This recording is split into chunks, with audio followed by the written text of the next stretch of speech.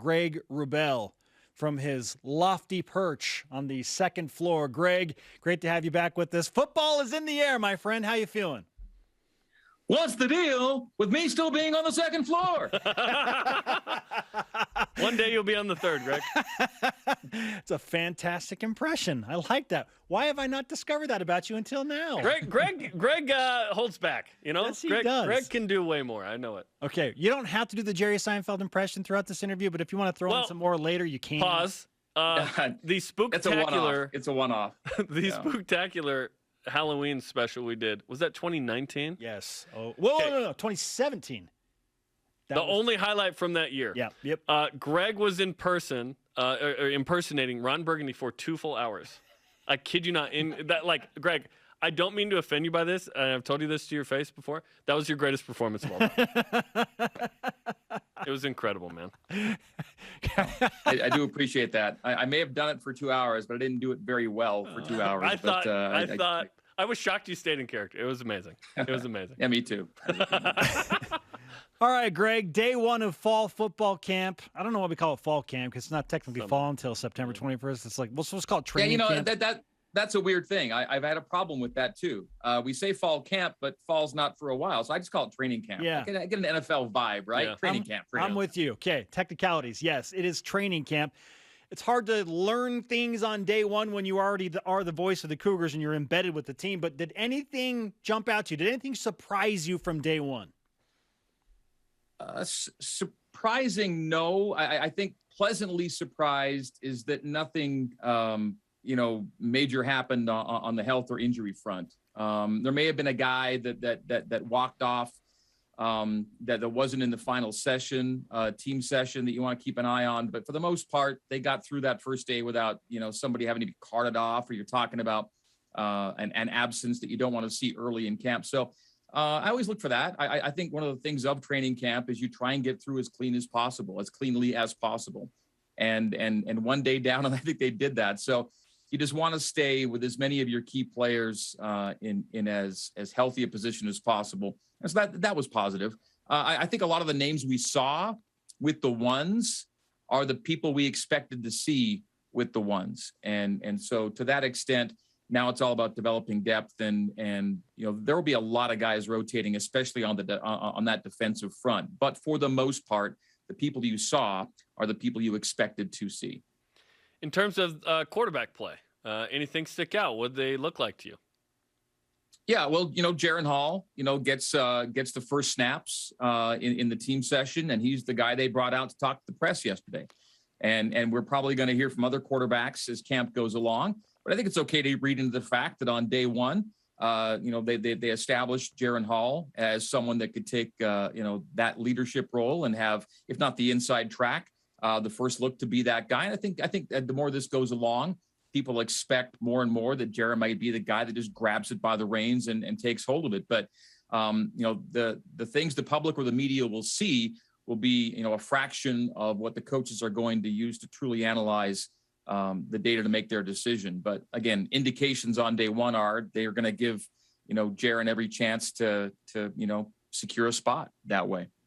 Greg Wrubell with us on BYU Sports Nation. Two of the bigger off-season transfer portal acquisitions, if you want to call them that, were the Nakua brothers. What did you see from Puka and Samson Nakua yesterday?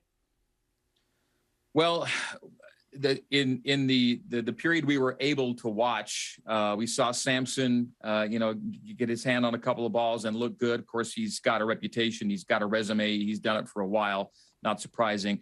And Puka is purely a technician. He's exciting. I mean, I think what he's able to do to people is going to be an eye opener once he gets on the field for BYU. And so I think kind of as advertised on day one, and just deepens an already deep wide receiver room. And Aaron Roderick himself pointed to the wide receiver room and the tight end room as two real areas of strength for this team right now. And just the sheer number of guys at O-line. I think right now we're looking at 17 guys on the offensive line, and they feel really good. I think about 6 to 8 frontline guys on the offensive front. And so, Aaron Roderick's not shy about saying that, what he has right now is the deepest offense that BYU's had since he's been back with the program. I love the O-line and what's happening because BYU shifted its philosophy when Robert and I came back for part 2, go fast, go hard, kind of a smaller, quicker group to cater to Taysom Hill and Jamal Williams in that offense, right? We're back to the old BYU lines, but it might even be bigger, man. 2 6'8", 300-plus tackles, plus Graydon Keim coming off the bench, who's a 6'8", 300 guy. The road graders are back for BYU, and I don't know about you, but I love it, man. And Clark Barrington has been touting his brother, Campbell, as have others in the program. If you think Clark's good, wait till you see the brother. And so the Barrington brothers could be a fixture for this BYU offensive line for some time to come, which is pretty cool. I don't know why I feel like we need to talk like we're from Oxford every time we discuss the Barrington brothers, but Sir Campbell Barrington, it just feels the that Earl way. of Barrington. Yeah. Exactly. We like to discuss the fall camp MVP, and in years past, it has been the backup quarterback, but we're not really sure who the backup quarterback is going to be this year, so I think we're kind of leaning towards Jaron Hall as the early favorite as a fall camp MVP, but is there a dark horse in your mind that could be that fall camp MVP, Greg? Well, I think if you're coming into a camp with a quarterback competition, whoever wins that competition's got to be the guy, right? The most important spot. And the guy who wins it's got to be the natural right there. I mean, Dallin Holker was exciting as a freshman, and no one's going to unseat Isaac Rex right now. But just in terms of pure depth, having a 1-2 punch at tight end between Rex and Holker is pretty exciting to me. And so I'm glad that Dallin Holker is back.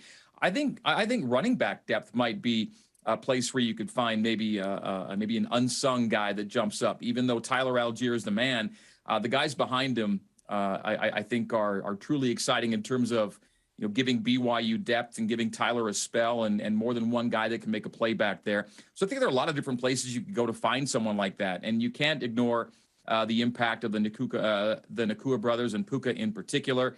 But Neil Pa'u on day one garnered recognition from Coach Roderick in particular, and Neil may be ready to have kind of a breakout, standout season as well. Yeah, loaded at the skill positions. It's really fun.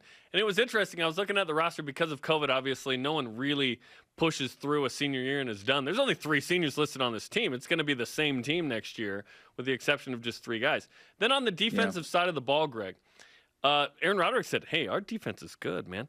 There are some playmakers to be replaced on that side of the ball. But how do you feel about that side of the ball for BYU, which does have some good players returning, but they've got to prove themselves? Yeah, I think what Elisha Tuiaki, Kalani Sitake, and the defensive coaches have done along with the players is kind of established a pretty strong baseline defensively. They have a strategy, they have an identity, and there will be some ebbs and flows in terms of particular teams that might be stronger in one aspect or another. But I don't think that there's and even though the offense and the special teams, garnered the majority of, the watch list attention in the preseason, and watch lists include a lot of people, but they really kind of, they didn't have a lot to go on the defensive side of the ball other than Peyton Wilgar, who will be really good. But I think, by the end of this season, we will find that we'll have been talking about a lot more than just Peyton Wilgar among defensive standouts on this team. Voice of the Cougars, Greg Wrubell, with us. I want to sneak in a question about women's soccer before we let you go, Greg, because they open up the blue-white scrimmage this Saturday, then an exhibition against Weber State on the 14th before things get officially underway on August 19th. When I look at the roster and what they return and what I think they're capable of, in my mind, they feel like an historic potential team. Elite Eight, maybe Final Four good. Am I off my rocker? Am I wearing way too big of blue goggles to think that this women's soccer team could make history this year and go to their first ever Final Four? Well, they were in a good spot in the spring in that kind of bizarre, kind of surreal spring season we had earlier this year. And I didn't feel great about the draw when they got to Carolina and had to face Virginia in their first game. I thought BYU could have gone deeper than it did. I thought Virginia was just a tough draw for that particular team. And that game could have been 2-0 BYU in the first 10 minutes. And those shots didn't go and the game changed. They could have done more with what they had. That said, they bring that all back as a really nice springboard. And yes, it is basically last year's team just flashed forward with players like Tara Warner and Addie Gardner and Caroline Stringfellow, who were not part of last year's team. Tara was, but not playing. And then Gardner and Stringfellow were freshmen. Those are 3 players alone that could make a real difference on this team that was already very strong. And as you noted, begins the preseason ranked number 15. So, no, I think Jen put together the kind of schedule that shows and indicates that she believes this could be a special team. I don't think you put this schedule together unless you feel you've got the kind of team to make the kind of national noise that takes you deep into a tournament run. And yes, it would be great to get over that hump and make that first ever Final Four. I think it's a confidence boost that the team that won the national championship, Santa Clara, is a team BYU beat on its home pitch in the spring. And so the Cougars know the kind of team they have. They beat the national champs. So why not take that next step and make it over the hump? A lot to be done between now and then, but the potential is certainly there. I'm excited. All right, Greg, great to catch up with you. I'm keeping these on. We're talking Final Four. Let's go. I love it. Anytime we discuss Final Four, any sport. Any sport. Let's go. Except for men's volleyball. That one's just normal, but yeah. Greg, great to talk with you, man. We'll see you around soon. Always a pleasure. Thanks, guys. The voice of the Cougars, Greg Wrubell. Can't wait to run into him upstairs. Yeah. Football, soccer. Yeah, you're going to be next door to him real soon. Football.